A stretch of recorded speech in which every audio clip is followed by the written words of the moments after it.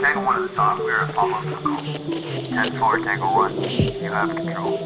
Tango 1 copy. Stand by. Stand by. Integrity, passion, resilience. That's what this place was built on. That's what our community is founded on. Don't act like the example, just be the example. This is the home of the greatest fitness community in the world. We're trying to create strong, able bodies, resilient to injury with a gas tank to get shit done. If there's one thing from this podcast, it's about taking immediate action. Find the problem, fix the problem. This is your opportunity. It's either a hell yes or a fuck no. It's that simple. You're doing that. The Tango 1 podcast. Now is the time to take action. Now's the time to do more and be more.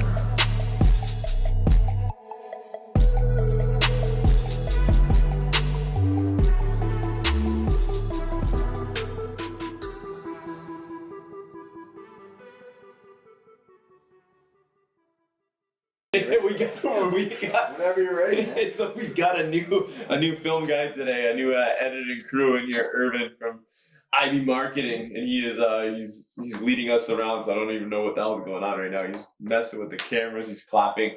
Anyways, we got applause before we even begin. So today's guest is Mike DiFazio. Mike has become a friend over the last year. He was on episode 13, August of 2020, one of our first episodes, and now we're into like our 60s. He formerly toured with the rock band. He's the creator of custom furniture and custom designs. He gives new life to reclaimed materials, and he's a leader in the uprise of Ford City. Now he's a big-time like property investor, maybe in that neighborhood too, right? So I've come to know him through his IG. We've gotten to become friends through Instagram, which is weird, and then through this podcast. And then we always chat for some reason. We maintain that conversations, and he just finished Blast Camp. So lots to talk about today, man. Oh yeah, so much good stuff, so many goodies. Yeah, so welcome to the show. So we were talking about you're building these like massive chairs. I want some throne chairs for the podcast. Really. Yeah, so we've got this big live edge table, and it like I was talking to my client, and it literally just evolved from a table to a table with a bench. And then he was like, maybe that, because the table's 9 feet, he's like, maybe 9-foot bench is too big. Let's do 2 benches. And then he was like, I want them on all 4. Like I want 4 benches on 2 sides. So now we got 4 benches, and then he added chairs in the mix, and this table set just kept growing and growing, and the weight is going to be incredible. But we got these giant chairs. They're 5 feet tall, big live edge slab up the back, live edge arms, live edge seat, live edge everything. So it's live edge maple. When we got to filling it with all the voids with black epoxy. So it's a little bit of a pain in the ass, the epoxy stuff, but it's cool. You and I would look like midgets sitting on those chairs. Yeah, we do. We look like midgets sitting on these chairs. Okay, all right. Yeah.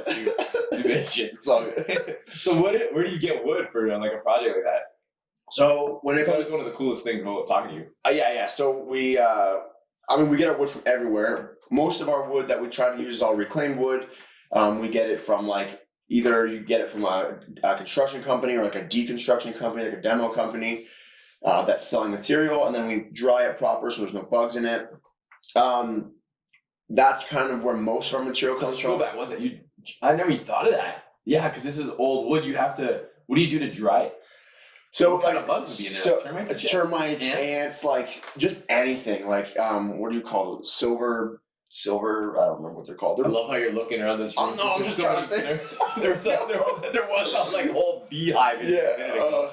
Yeah. Actually, bee's a good one. We've got material before, and then there was a beehive in it. Really? And it was like, this would be perfect for a mantle. It's like we dried it, thank God we did. And then when we pulled it out of the kiln, there was dead bees everywhere. Crazy. So we just we put it in for like into the kiln, but we put it in just for what we call a nuke cycle. So it's just like a 2-day cook, where we put it in there and kill everything. Proper kiln drying can take 2, 3, 4 weeks with like a big kiln, and normally just load it up. You cut the wood, you got to air dry it, and then you got to throw it in the kiln, and then you get the last little bit of the water out of the wood, and then you can use the wood. Live edge slabs typically aren't going through a nuke cycle unless they were never dried ever before. We just use the nuke cycle for our reclaimed materials for the bugs, pretty much specifically. Make sure there's no bugs in there. I've had a bad experience one time where we're building a table's like 87% finished. We're about ready to stain it, and then I watch a bug crawl out of the table. I sent the entire table, there was 2 tables. I sent both of those tables and the rest of the wood to the kiln. And when you put a brand new table through a kiln, it just explodes because all the glue dries out. And like, so I had to pretty much start the project over, but I would much rather start it over than have to deal with that, with bugs coming out. And then like these tables are massive. Like, where is this kiln at? Like, well, they're all over Essex County. Oh, okay. It's not in your shop. I was like, man, no. Shop. One day maybe I'll look at getting into something like that, but it's so easy to just buy material from like a company that's like specializing in sourcing, supplying, and drying and like material. So that way I don't have to deal with that section of the business where I just buy the wood, which is I'm totally fine with.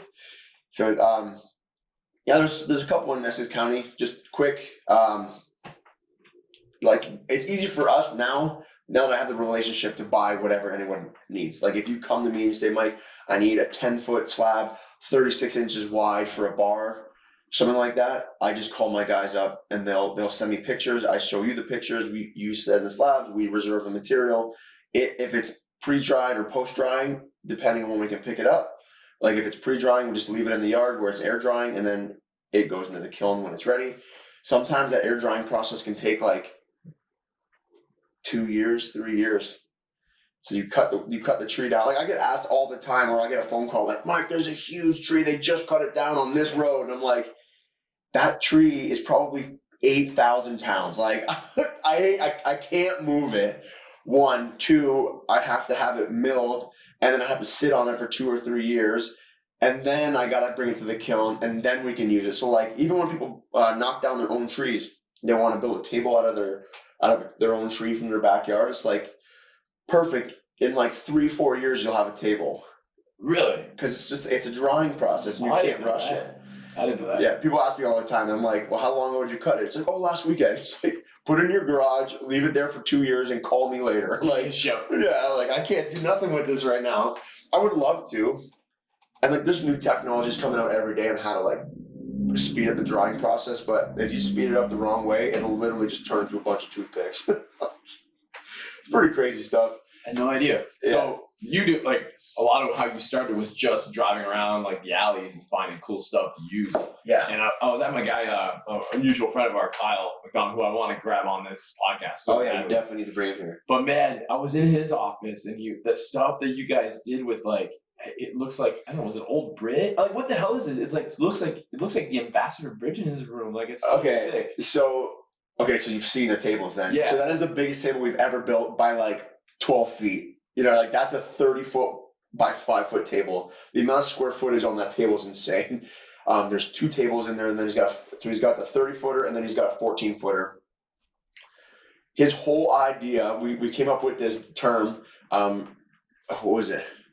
Drouillard-esque or something like that. No, there was a word. I don't remember what the word is. Whatever. It was a joke. It started as a joke, and then he just said that he wanted something very much Drouillard for his table. Right, because he owns a ton of property in Ford City, right? Yeah, he's like the Drouillard king down there. So like, I've always had this obsession with bridges. Like I think bridges, especially in New York City, like some of the bigger cities I've been in, it's like these bridges are built at like they're art pieces that you get to drive over. They're amazing. So I've always had this idea that I wanted to take a bridge and like scale it way down and make it something that was manageable so we can make it for a table base.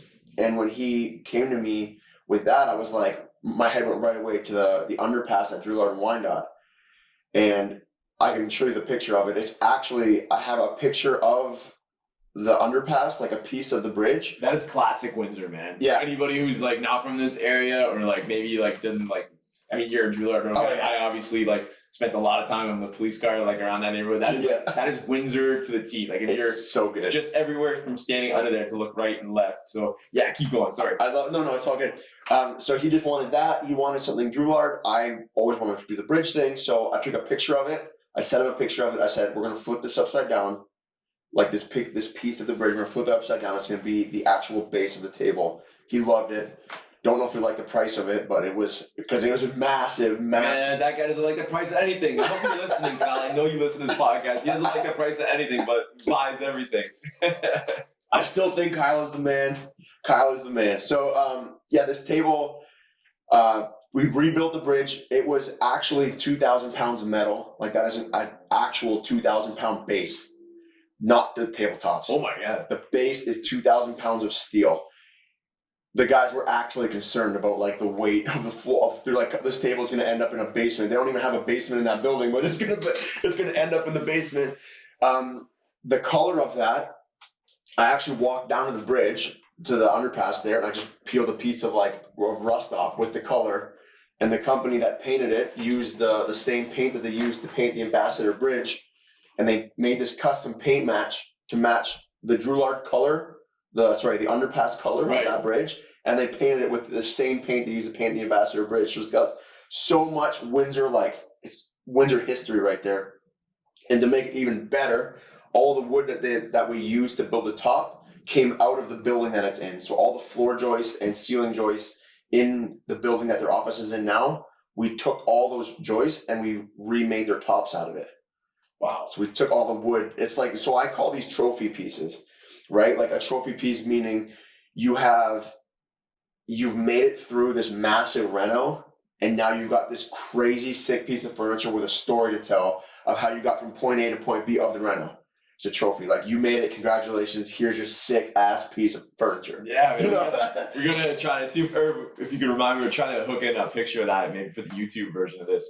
But you know what, so trophy piece, and this is like, I brought you down here with obviously some other alternative motives, right? Because I have this. So the garage gym, the original garage gym was, I say garage gym level 2. So garage gym level 1 was in the Monopoly around the corner, a real small 1-car garage, typical newer subdivision house. Then we moved to our old house that we live on now. It's our new house, but it's an old home, and it has a detached garage, and that's where the garage gym really came to life. When we moved in there. Yeah. And it has huge barn doors that were probably 12 feet high. I think it's about 14 feet across, and they swing open, and that's how we used to open up, get air in there. But through COVID, I had to use that way more than I had to, and the hinges just rotted through, and they're too heavy and old to really be functional. I need the air to flow. So I sent you a picture. And after this, we're going to have a look at them. This is my trophy piece. Danny wants headboards. I want an entertainment center. So we'll see next time you're on this podcast if I'm single or not, where this goes. But I am so excited. How many calls do you get like this in a typical week with hey, here's this. What can you make? Because I literally gave you no ideas. I was just yeah. So you haven't even seen my house. I don't know. Yeah, I've seen the doors in person when I dropped off your barn door to show right. Yeah. So I've seen them in my bathroom. I've seen them in person. The picture sounds great. The finish and the patina on those doors is actually sweet, and I love it. We can definitely work with that. But I get asked all the time. I'll get a question "Hey, how much does a table cost?" And I'm okay, how big of a table do you want? Do you need a table like Kyle? Because Kyle's table is probably the size of your house. You know what I mean? But it's just I get asked questions like that, or something similar to you. I mean, you gave me some suggestions, maybe a headboard or maybe this. But sometimes I have people just.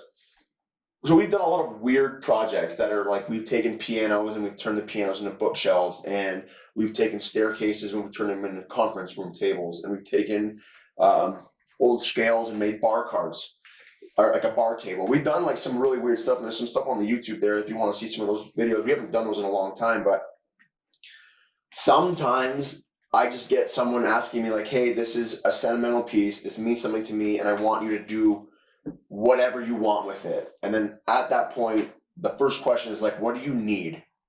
Because I can make this fit whatever need you have, right? A great example of this, it's on our Instagram now. We made this entertainment unit out of this old filing cabinet that my client's dad had in his barn. He passed away. This was it was part of his garage's shop setup, whatever. And she wanted something that was gonna take from the farm to sell the farm. So we took this filing cabinet, we diced it, we made the drawers usable again. We created this whole usable piece as an entertainment center out of materials that we kind of just had, because she had this sentimental attachment to these things, and I just needed to know what she needed in her house. So I just need to dig a little bit. Right. I just ask different questions, right? It's easy for me. I'm a creative person, so if I see something, I can just say we can do X, Y, and Z. but I'm not making this for me, and I'm not making this just for the sake of making something. I'm making this for you. So what do you need? And I'm going to tell you the ways that I think I can help you. Because I can, like, I've done enough things now to know, like, we're going to run into a problem here, we're going to run into a problem here, we're going to run into this, and I don't know how to fix this, or this, but I'll figure that part out when we cross that bridge. Like, and then just keep moving forward, and then give kind of like a ballpark quote, I guess. And then from there, I've lost money doing these projects, I've made money doing these projects, but it's like, it's not about that. When you're doing a sentimental piece like that, it's like this different level of fulfillment that I get to have, because I'm making something that means something so much to someone else. Right, it's crazy. You sound like my tattoo guy. Like, you know what I mean? Like, hey, you go to the tattoo, like, hey, it was my idea. Yeah. Make something, right? Yeah. So that is pretty crazy, man. And like, yeah, another, what is that saying? Like, another man's junk is another man's gold. Like that, like literally in today's day and age, like nothing seems to be junk or put to the side of the road. No. Like, I feel like even I put some stuff out the other day. It's like, man, I wonder if somebody grabbed that and is gonna make something with it. Like, it's such a weird thing. Like, do you have like a portfolio or something that people can look at? Is that just basically through your Instagram or? Yeah, my Instagram has been designed now with my social media management and everything, so that it is kind of like just a Rolodex of like what we've got, like our online portfolio. We've got some on the website. It's not nearly as much as the Instagram. The Instagram's constantly being updated. What is your Instagram so people? Michael DiFazio Reclaim Artistry. Cool. So, website? MichaelDiFazio.ca. Perfect. It'll be on the notes anyway, but just in case. Nice. Michael DiFazio. If you search just my name, you'll be able to find us through Facebook, Instagram, website, whatever. We'll figure it out. There's always lots of ways to get a hold of me. Nice. Yeah. And yeah, you are creative. Yeah. And this stuff, I shameless plug here, but this is honestly this stuff. HQ Focus. Dustin's one of our Blast Brotherhood guys, and I swear by this stuff. I take it for every podcast. It makes me dial in. Sometimes I'm worried, like I'm like staring at the guests too much. For the whole thing. But yeah, go to HQ Nutrition. Check out their site. You can use code Tango15 to save some money. So you are a guy who I think part of the reason why we jabbed from day one was like we're both like kind of intense. Yeah. And we both like to challenge ourselves clear by the growth of your business, even since the 2020 conversation we had like officially on air, has just been insane to see it. And like I'm super proud to watch it. Thanks, man. You know, and to call your friend. But so you entrusted in me to do some stuff, and you when we just did the blast camp, man. So and you killed it. You killed it. You were like, this is a year that the guys would understand. This is a year in the making. Like Mike was like asking me questions last time about this. Yeah. And then it's probably 3 months of questions this time. Like just like questions. Like, hey, so what do you think? Hey, so I think I want to do this. And then I'm like, fucking buy the product. Yeah, just do it, man. Go. Yeah. Let's go. So what'd you think? I loved it, man. Like I loved it so much. It was like I didn't want it to end on day one. Like day one being back home, I was like, I'm bored. Like I need to create my own intensity now, because like there's no one around me to do that. So like day one, got home, I was all jacked up. I mean, kind of relaxed a little bit, but honestly 4:30 in the morning the next day I was at the gym. Like I'm like ready to rock. I'm messaging in the group chat. All the guys are messaging back because they're already up too, and I was like, this is perfect. I just wonder like how many guys are made it through week one, made it through week two, and like from there I hope the best. Like if they create like a new habit where they can do that. But for me, like that's exactly what I need. I need a kick in the ass, man. I was getting all soft and dull. Yeah, it's funny. I'll like kind of circle back to a personal story about that too. Like I don't know, man. So like from day one, you were like you got there, and I kind of saw you like open up your leadership skills there. Like you're pretty quiet the first day, but by day 3, and Herb's got some great pictures of you. You're like screaming your head off in that obstacle course, and even a couple of the other quiet dudes like Zach. I don't think that guy said more than 2 words. When we got that to that last day in that competition, it was like this, like, yeah, you guys are just carrying yourselves differently. I just love to see that. I know men need to do more of this kind of stuff, and it's not just come to me. Like, obviously, I want people to come and do blast. I think they'll have a blast. But like, I think like it's just going out and challenging yourself and doing some things that you don't know, like, you know, like. You might not get through. Like doing something that you might not be able to complete is like something that just needs to be done for I'm just speaking for men, because that's what we are, right? And I think it's very important for what's inside of us, that fire that burns, because it keeps burning, right? Like you're saying? Yeah, like when I first got there, like I actually am a shy person. Where like believe it or not, like people are like, you're not shy. I'm like, I actually am. If I'm not 100% confident in what I'm doing, like I wasn't when I went there. Like I never did a workout like that. Like we got there right away and it was like, don't know anybody, and this workout's way different than what I'm used to doing. So like I'm not gonna be the loudest guy. I don't know what I'm doing. So like I gotta sit back, I gotta learn, I gotta observe, I gotta figure out what the hell is actually going on right now. But once I figure out kind of where I stand, and like I lead a team every day. Like I have to be a leader. So like that, I think it just kind of naturally came out eventually. Once I got comfortable with the guys, once I got to know everybody's name, and like, honestly, like you were saying, like that was like 48 hours probably. What is it? This is like exactly 48 hours. Just a little more, maybe like 52 or something. Like it's not much more. Yeah. Like within that 48 hours, like I can't believe. Straight hours though. Like straight hours. Like that's like there's a couple naps. I ain't even gonna call that sleeping. There's a couple naps. But in that time frame, like especially the Saturday, which was like the longest day of my entire life, I feel like everybody was like knew so much about everybody. It was like we all know each other's strengths, weaknesses, everything. Day from like especially on that Saturday, we knew who was willing to learn and like get their hands dirty, literally, and like we all were. But it you just kind of got to see people different from day one. Like I didn't know those guys, and on the after the first night, it was like I knew these guys way different. And then the second night, it was like these guys are like my friends, like my brothers, like you said, like right off the bat. Like there's so much in common right off the bat. Yeah, come as strangers, leave as family. That's crazy how like a challenge or some like kind of bond, like taking your cell phones away too, taking away the external world, and like really having to, you know, just depend on each other. Like I know you guys are on the lookout for us a lot of times. Yeah. You know, and like and like you said, like just seeing like, you know, like if we came down to like a challenge where we had to build something, like I would be useless and you'd be so helpful. If it came to like a challenge where we had to shoot something, I would be so helpful and you'd be like, that's kind of like, and that's what it's about, being on a team and accepting that. I love seeing that stuff. And I don't know. So we mentioned like when you leave there, like just implementing a habit or two is like, cause like, I think if people try to like, even whether it's a nutrition or a workout or a business, trying to do like 20 things is not going to be super effective, but doing one or two and sticking to those and then maybe building from that. Mm-hmm. If you don't mind sharing, what do you think was your biggest takeaway in terms of like, what are you going to do differently or not do maybe? Okay. So like, this is about 2 weeks ago to the day, right? Yeah, almost to the day, yeah. So yeah, actually, yes. Yeah, like 2 weeks ago at this time, we were already in the bush somewhere. Like I was for sure drenched. I was drenched within like the first 30 seconds I was there. I was just soaking wet. But honestly, the two biggest things I took away, the nighttime alarm is the most beautiful thing ever. It's like I have it. It goes off. It says it'll take 5 minutes, and I know what it is. I got a list on my fridge. Like it's like X, Y, Z, bang, bang, bang. When I wake up in the morning. So your reverse alarm, you mean? Like my reverse setting an alarm at nighttime to like set up for the morning. Yeah, man, I love that. It's honestly sick. It's like it's a cheat code. I love it. So set up. I got 9:30. My alarm goes off, and I got a list of things I got to do. It's like little shit that I don't want to worry about in the morning. I don't want to worry about putting my protein powder in my cup. Is my cup even clean? Do I have to do the dishes in the morning? Like it's like do the dishes. Like on my list right now is like do the dishes so my cup's clean.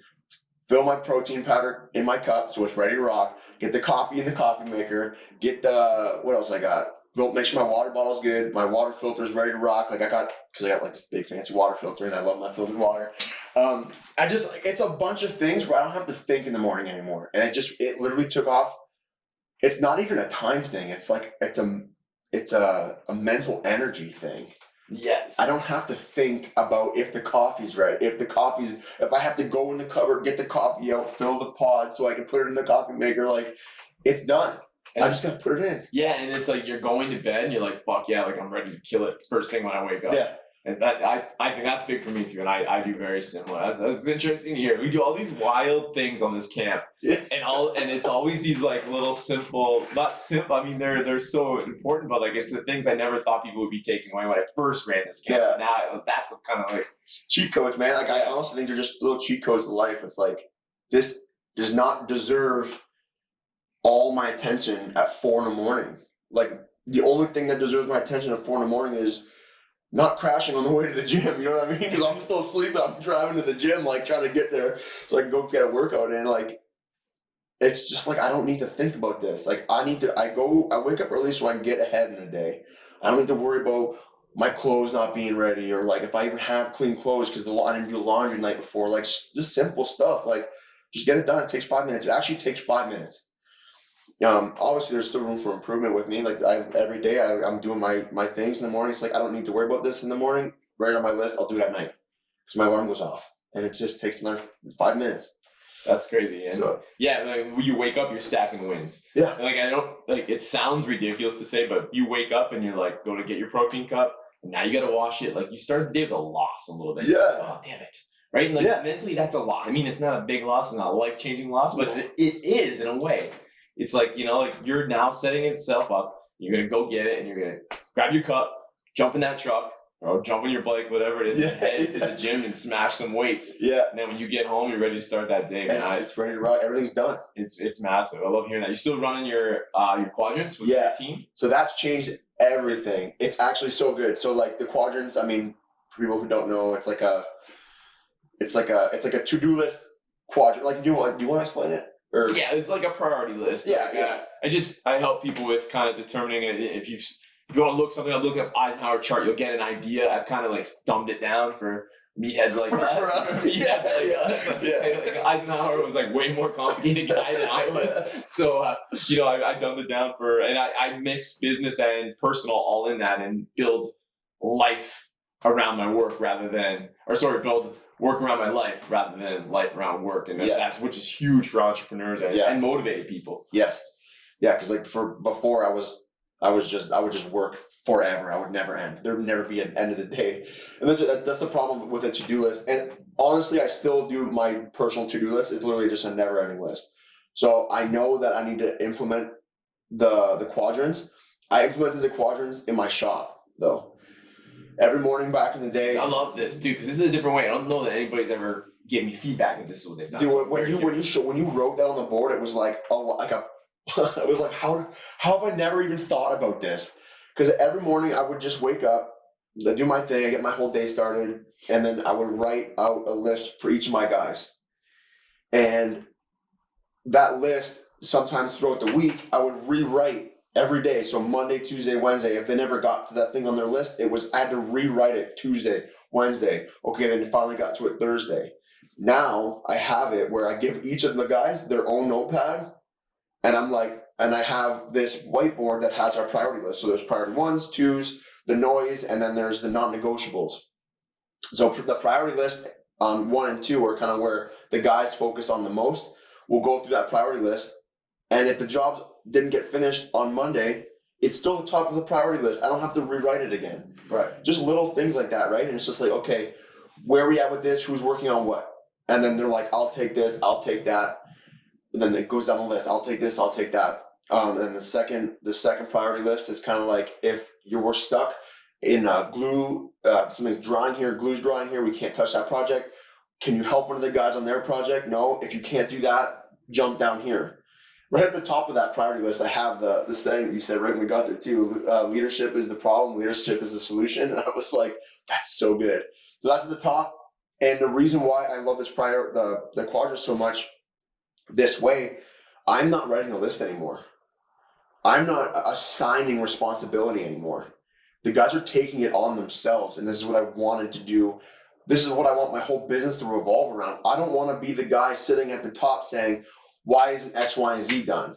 It's like I can look at the job, which is the most, like I don't care, I don't micromanage what the steps are down here. My guys are fully qualified to build.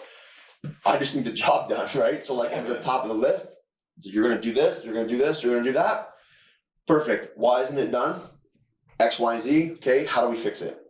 So like, and then they'll come up with more solutions. And then like at the end of the day, that thing will move from from the priority 1 to like a chart where it's ready for deliveries. And I didn't have to assign any tasks. Which saves you a ton of time. It saves me a ton of time, but it's the responsibility factor. Right, like, gives them ownership. It gives them ownership. And like when you own something, like, I mean, this goes 2 ways, but like when you own something like this and like the outcome is awesome, Yeah. Or the outcome is terrible. It's like it's not on me, not necessarily, like it is on me because I'll take responsibility for everything that happens in the shop, whether it's good or bad anyways. But when so will the guys now, because like they decided to take on this task, they get to feel the fulfillment of fulfilling that task. Like they did that. I didn't do that. I didn't tell them to do that. They did it. They chose to do it. They did it. They accomplished it. That's their accomplishment.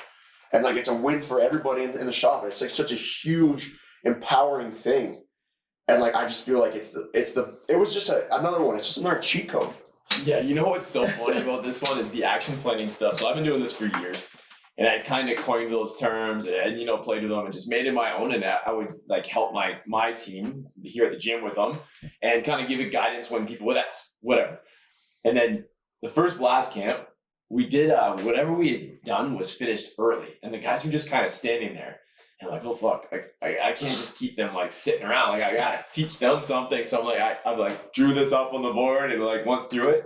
And then at the end of it, all these guys are like, that was the biggest takeaway. Like we had so much fun doing all this other stuff, but as far as things for my life, that's the biggest takeaway. I'm like, holy shit, like maybe I'm onto something. Yeah, dude. And then I started, with the tactical life, which is my mentorship program. In the first month, I give this to everybody, and they love it. And then now we've done it with a few different businesses, and they love it. And I'm just like, I had no idea what I was sitting on. I guess this is something so old. Yeah, and to loop right back to where you started and kind of make this where I was going to go with what you had said is about like guys hoping to continue and take action, or like you had said that you were starting to feel comfortable and soft, mentally soft, or whatever it was. Myself, and I kind of alluded to the story at the blast camp was about. I don't know, 6-8 weeks ago now, I'm at Casey's camp, which is like called cottage. They call it camps up there. And I'm up at the top of this cliff. And my two little boys have jumped off a smaller cliff, and we're sitting on Casey's boat. And I went up to the top of Casey. And back in the day when I first got on SWAT, before I was like, I hated heights. When I got on SWAT, I had to rappel. And when I first jumped off the top of a building, you walk off a building backwards. I remember I would wanted to vomit. I think I stood at the top of that thing forever and finally went down. And then the more and more I got out of that comfort zone, the more it just became easy. Yeah. And then all of a sudden I'm like going like Spider-Man, not even thinking about it. I'm going head first down these, things. I'm up in helicopters, no problem. Now here I am, I'm 3 years removed from policing, 5-6 years removed from SWAT. I'm doing some hard things, but not in the same manner. Mm-hmm. Right. And I got up to the top of that cliff. And I felt that same fucking feeling in my chest. I'm like, who is this right now? And the worst part was there's nothing wrong with being scared. I'm telling my boys this all the time. Yeah. It's going forward in the face of that fear. It's that's what courage. Yeah, right? Courageous, yeah. And I stood there. And my boy yelled up hey dad, live a little, which is like a tattoo I have. And I'm like, God damn it. One, the lesson was driven on one, yeah, you're teaching legacy to your children, but two was I let myself get soft. I've let myself get comfortable. So I fucking jumped off the stupid cliff, right? But the second we got in the car to come home, I told Danny, I was like, hey, Monday, I'm starting 75 hard. Yeah, buddy. I signed up for a stock option course, which is so far out of my league. Yeah. You know what I mean? It was I have allowed myself to sit still in a lot of ways, and not all the ways, but in some ways that physically wasn't challenging enough. So I signed up for the 75 hard. You're one of the guys I reached out to because you've done 75 hard, which is so anybody doesn't know, you can see it on the internet. It's 2 workouts a day, 45 minutes long, but one has to be outside, which over the course of this week in the pouring rain has proved to be a bitch. Oh yeah, buddy.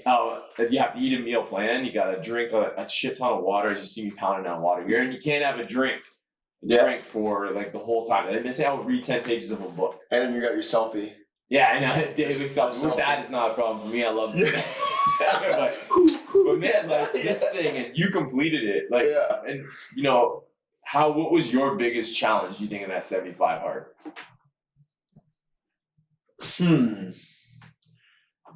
I don't know. Drinking wasn't. That's the easiest thing for me. I've never really, don't get me wrong, I love to party, but I've never felt the need to drink. That was the easiest one.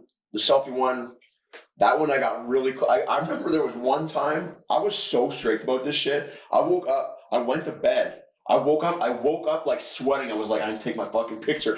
I went in the bathroom, took the picture. It's not cheating. I still did it. I woke up, got out of bed, and still took the picture.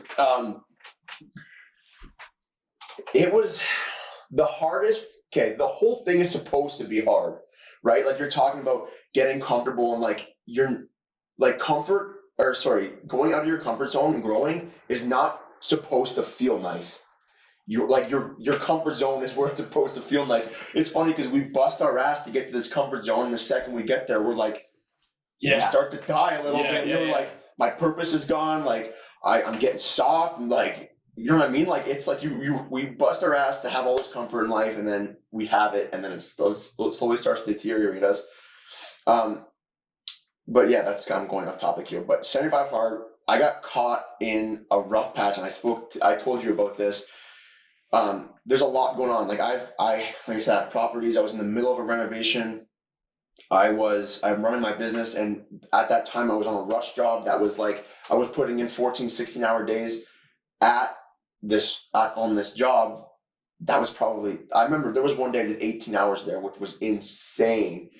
And I had to do my 2 workouts, and like I was always up early in the morning, right? So like when the first, I want to say 55 days, maybe 60 days, it was like I was able to do it, wake up early, crush the workout, do my thing, and like get my work done, just complete everything that I was doing in that day. But when I got caught working those jobs and renovating the house, I was completely gassed because I got caught. I'm saying caught because I couldn't wake up the one morning to go out and make it to my gym, and then I had to be up because I had to get this job done. And then I had to get home, and I would come home at like 11 o'clock, and I have to do 2 workouts, I still had to eat a meal, finish the second gallon of water, or second bottle of water, and I had to, my workouts. Like I'm talking like I was walking with my weighted vest at 1:30 in the morning, because I made it to 60 days or 55 days, or whatever it was. Like I'm not going to lose now. Wow. And he got stuck in this vicious cycle because when I went to bed at 1:30, there's no way I'm waking up at 4 in the morning again to catch that. So because I'll be useless at work, like I gotta still stay mentally aware. Like I gotta run a team still. I also gotta get the house done. I gotta be on my team. Gotta make sure that the jobs are getting done, and I still gotta take care of myself with the 75-hour program. And it was the most challenging thing ever because it was like the last straight 2 weeks, or from 55 days to like 75 days, that 20-day period was like every single day was like that. Oof. And it was like the roughest end, but it was like I did it. Kind of how you wanted to. And it was like how much harder can I physically make this? Take the beating. Like I wasn't like, I'm talking like I wouldn't even eat a grape, man. Like I'm like, that's not in my diet plan. I ain't eating this grape. Like I don't eat that grape. You know what I mean? Like I was so strict with it, and like my results, my body I got really skinny. That's the one thing that I got super shredded, but I didn't want to be that skinny. Like my boxers weren't even fitting. Yeah. Like on my stomach. That goes down to you can choose any meal plan you want. You don't have to be on a restriction. And you can eat grapes. Like if you decide you want some grapes in your meal plan, right? Like I just didn't want to. I was like 3 meals a day plus my breakfast and with 1 protein shake, and like I'm finding it's like kind of like with like almost like the lessons you were talking about earlier. It's like any day that I am not proactive to get like whether it's my workout or my reading or the water is like a big one where I'm finding if you're not proactive, like so proactive meaning like get it done before the world wakes up and problems start happening so that later I can be reactive. Oh yeah. I'm like the weirdest fucking thing for me is like Sundays are generally a pretty tame day in my life. Like family, hang out, watch some football. I'm having the worst times getting my stuff done on Sundays. It's like it's almost like mentally I shut my head off on Sunday and it's like, oh man, all of a sudden it's like 2 p.m., 3 p.m. I'm going to my parents or I'm going to my buddies. And it's like, I gotta rush home. Like you're saying, it's I'm not like I'm doing these labor things, but it's like shows just how much being reactive, even the little steps of checking off those boxes before going to bed. Yeah. So just a small thing that just shows like if you let your mind, that is harder than it looks. Just to go on the app and check off the 5 boxes is proving one of the more bigger challenges for me. I'm like, I get up out of bed almost every other day, like, oh my God, I got to check the boxes again. Like, I did all the shit, I just didn't check it off. Yeah. But that's the final step, like reporting to somebody. Yeah. And remaining accountable. But for me too, it's been cool is I'm like, I feel so connected, so plugged into what I'm doing. Like when I'm out on these 45-minute walks. Oh yeah. Like I think I am keeping this The second workouts, I was going hard at the start, and at the body, I was feeling great.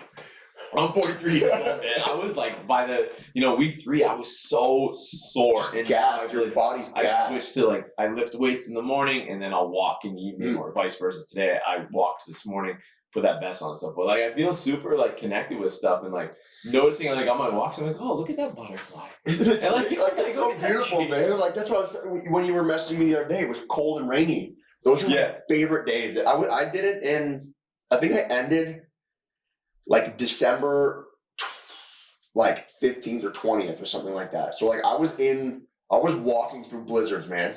Winter boots, blizzards, walking my dog, snow everywhere, and I'm like, this is the best day.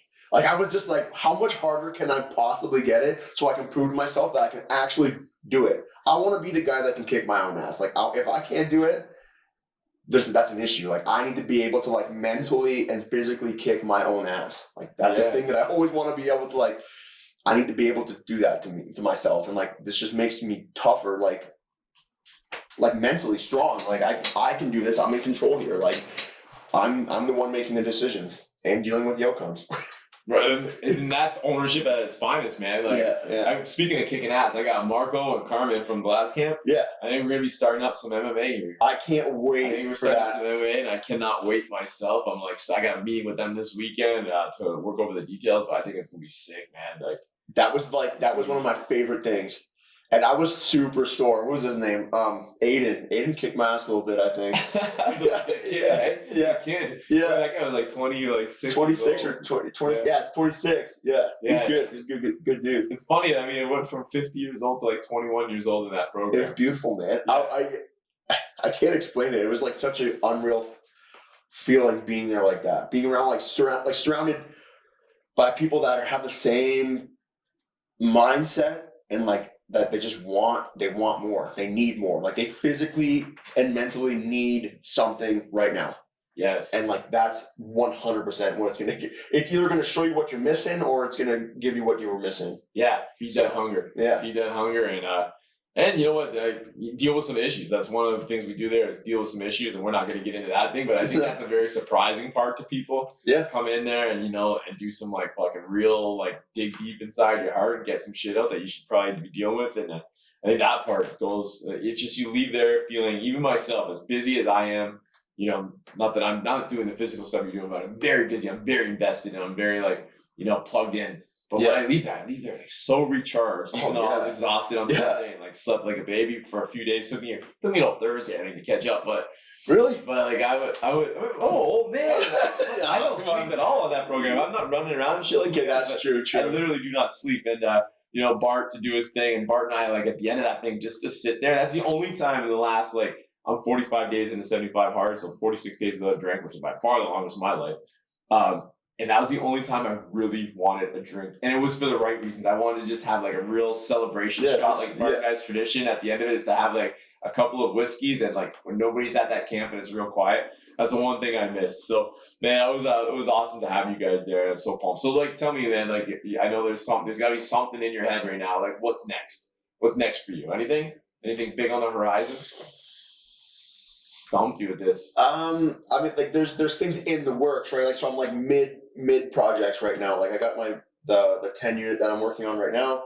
So that's a big project for me. I went from I don't have that many. I've never done anything like this scale wise yet. With 10, I have 10 rental units now in a building that needs a lot of work.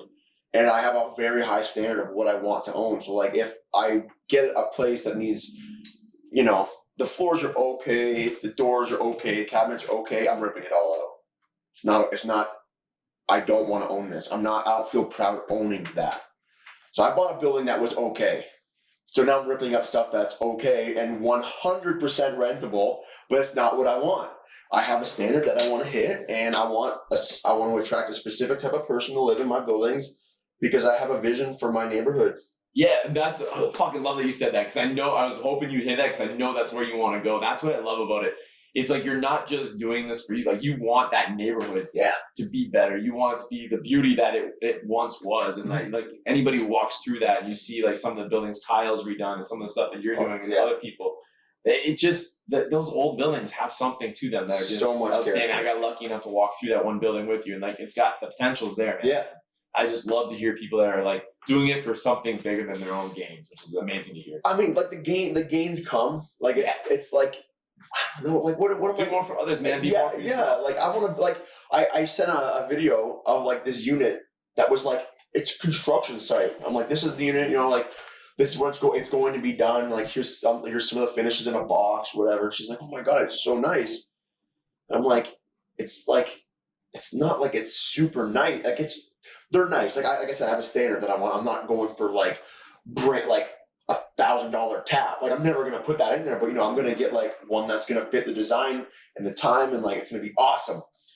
And like she was just so blown away by like what was in the unit already, and it wasn't done. And I was like, why can't people do this for other people? Why can't? Because like there's landlords that okay apartment, they'll rent it for way over market value, or even if it is market value, it's crazy. And now you got someone overpaying for a shit unit. I'd rather have someone paying under market value in a really nice unit, and I'll have that tenant in there for 10 years maybe, and like I'll make friends with them, and like we'll have a connection, and like they can help build the neighborhood the same way I'm doing it. Like I'm not in there just to make a buck. Like I'm here for way more than that. Like I'm not really like a cash driven person because I'm a pretty simple guy, but like at the same time, obviously I'm buying these as investments. I love it. Like I actually love doing this stuff. I love design, hence my business. Like I get to play now in like real time. Like I get to choose the paint color, the trim, the floor, the cabinets, the tile in the bathroom. I love that shit. Like that's my jam right there. So I get to do it, and then it gets to make, I mean, yes, I got to buy it, and yes, I'm spending way more than the average person would ever in these units because they were, again, okay. But it's like, for me, knowing what that unit looks like, knowing what that is, and knowing what that has the potential to be for somebody else means so much more to me. That's man, this is just so inspiring to hear. Like, and if you simplify this whole growth in your life, like, when did you, like, what was the first piece of whatever that you found in an alley and recreated and sold? The first thing I ever did was it was a 4-pane window I found it downtown. It was a 4-pane window. It was about like 4 or 5 feet tall. It was an awesome piece of crazy weird patina on it. Paint was chipping, and it, like, I had no idea how to do any of this stuff. I just took whatever tools I could find. I think I had a chisel and a hammer or a screwdriver, and I'm like pulling all the old caulking out of the windows, and I put mirror in it, and I turned that 4-pane window into a mirror. And then my girlfriend at the time bought it from me. I sold it to my girlfriend, and then she bought it, but that was like the first piece ever. And it kind of just started this whole. And sorry, when was this, you think? Oh, man, I was 19. 19, and you're how old now? I just turned 30. 30. So in like those 11 years, you've gone from, finding that one piece of window to, but right away put into action, made something with it. Whether it was a sale or not, you traded it for services or whatever. That's up to you. But like, you to the point where you're 30 and you're one of the most sought after guys. Like when it comes to like somebody wants to do something cool, they're hitting you up, man. Like I see your stuff everywhere, and now owning multiple buildings and having this play, like that's insane growth. So if you were gonna give advice to any guy, girl, doesn't matter, listening right now, that wants to do something more, that wants to, like they have something innate in them that says, I dream that I can make this water bottle into something. Like, what are you going to tell them to do?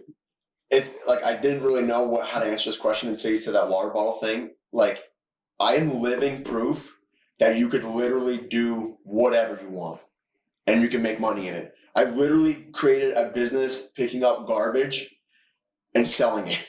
Okay. Like, if you think that making a new zip tie company for zip ties, like fixing whatever, like with a zip tie, like, or something so like a toothpick, you can make an entire life around making toothpicks and still make enough money to invest, have a family, have all these things in life. Like it doesn't matter how ridiculous it is. I've literally made a business that is like, I have 5 employees now. We pump out 200, sometimes 250 projects a year, but these are high dollar items sometimes, right? Like it's physically possible to do whatever you want. You can make a living out of any passion. Like you mentioned Gary Vee at Blast Camp. The guy garage sales and literally shows you how you can make like X thousands of dollars going garage sailing. If you have a passion for Furbies, you can find a way to make a living selling Furbies. You know what I mean? Like something. Everyone's gonna tell you why it can't be done. I actually remember, like, this is a few years in. There was a group of people. I'm not gonna mention who they are because I don't talk about. I don't even give them my attention anymore. But they were always talking shit about me, like behind my back, out loud, everything. And like I worked with them for a bit, and I remember talking to the one guy, and he was telling me I couldn't do something because I was kind of stepping on his toes. And I literally told him, like, I'm going to do this and it's going to work. And he was like, I know you are. I'm like, I don't think you understand.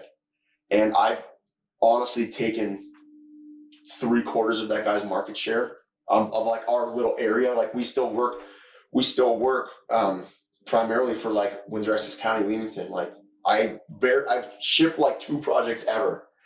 So like it's just our little area, and like they were always putting me down, and like to the point where the guy would like send me messages like a couple of years ago.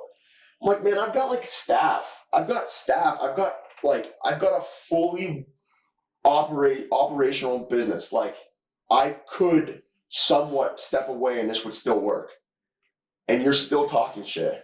Like I'm never gonna make you happy, nor do I give a fuck if you're happy, man. Because like this guy, like it's proof. If I can do it, I can do it. You can literally do whatever you want. Like that's kind of. Okay, I'm going way off on a tear, but if I had to tell somebody, it would be like whatever it is 100% possible. Because I'm living proof that you could sell garbage and make a life, like invest in real estate and like do all of these things and still have an amazing time and have a job full of fulfillment. Like yeah, and still be nice to people. And still be great. Like you can be a great person. Like yes. I like literally help people every day. It's awesome. If I can't help you, I know somebody that can, and I'm going to help you by putting you in that direction. Like this doesn't have to be this crazy thing where I'm taking your money because of this and it's wrong because I found this in the garbage. Like that's not what like people were. There was a time a long time ago where someone called me a fraud because I was finding stuff in the garbage and like doing some magic to it and then selling it again. Like what? Can't think of much better upsell than that, man. Like what's it like return on investment? Find some of the garbage and sell it for a lot more money. That's a great business model in itself. Not to mention that like your pride and your passion that's pouring out in this talk is like comes out in your pieces, man. So yeah, I mean, to me, the passion and the intensity and the willingness to take action is got to be the keys to your success from the outside in. Just keep going. Yeah, man. Like I mean, like it's not so much like I still very rarely do I pick up stuff at the side of the road now. Like we're at way too big of a scale now, and I know where we hit like flaws in the company where I know I need to buy now. So that's what we talked about earlier with like the deconstruction companies or the demo companies. If they have an entire building worth of 2x8s, 2x12s, I'm going to buy the entire building of material, denailed or not. Or if someone gives it to me, denailed or not, I have to process it. Also, I'll take the material, I keep it out of the landfill, I process it, meaning denail, take all the metal off. Like there's like, even looking up here, like there's like boxes and screws and nails. I forgot last time you're like, oh, that's yeah. I'm like, look at these. I'm like, these 2x4s. There's bees coming out of this one. It definitely needs to go in the kiln. But man, you know what I find is like from going, we talk about my garage, like from going to the garage to like now the 2 places and all these people online. Do you miss like the simplicity of driving? Yeah, like there's days where I do miss it, but then it's also like, you know, you look back and like, fuck, right, man, look at this. This is awesome. Look how many people are in here and so happy. Like, so there's days where I'm like, oh man, life would be so simple. I was just still in my garage. Do you have that feeling at all? Not necessarily, man. Like I kind of had like a hard, like this was hard for me to like to grow to this point. So like when I look back, like I lived in my building for 2 years without heat, right? Like I had to deal with this shit because I didn't know how to make. Yeah, that's a crazy story. You told him. Listen to episode 13. If you guys are liking this episode, listen to 13 because this guy has a wild. Right? Yeah. So like that, like I've been through some shit. I've learned stuff like the hard way, and I've put a lot of things in place where like I honestly say that like to a certain point, my life is simpler now than it was back in the day. When I was like 21, 2, 3, 4, maybe even 5, when I was like just carefree, that's a whole other ball game of like simplicity, and I actually would rather not go back there. Like you actually seem like the vibe that comes off of you seems different than it did in 2020. Like, you know, like sitting, you seem calmer. You seem more like assertive on where you're going and what you want to do. I don't know if that's how you feel, but that's awesome. I mean, 2020 brought out some very dark places for me. Like that 2020 was hard for me, man. I went through some like deep, dark places in 2020. I'm like much better now. I'm much more aware now of where I'm at. But yeah, like the simplicity thing, like I say this all the time, like growing up is sweet. I honestly feel like I'm a little kid, and like, but I get to play with things like motorcycles now, and I get to go shoot guns with Tony, and I get to go skydiving, and I get to climb rocks like mountainsides, and like I have the ability, the time, and the cash flow to do these things now. Like growing up is awesome. I want a hot rod, I go buy a hot rod, or I can build a hot rod, and I can go do burnouts in the alley or whatever. You know what I mean? Like I can still do crazy shit, but now I can kind of afford it. So like the toys get better, like the life has the ability to become better because it's not about the cash, it's about like the lifestyle. It's like you said, you design your work around your life, right? Did I say that right? Instead of the other way around. Instead of revolving your life around work. Yes, man. You know? Yes. I might have said the same thing twice right there. No, you did. You said it right. If we did it, we'll practice later. Yeah, we'll practice that. Yeah. We'll practice. But that's amazing. I love your story, and I really appreciate you coming on here again. Everybody, this is Tango One Podcast. It's all about do more, be better than yesterday. And if you haven't heard, 10,000 Clothing Company has made it to Canada. Their hashtag better than yesterday. This stuff is by far the best fitness wear I've ever put on. The most durable. The shorts are unreal. I'm wearing the t-shirt right now. Go on that website. Use code TANGO15. Save yourself 15%. I'm telling you, you will not look back as far as men's clothing goes. There's nothing better to use in the gym.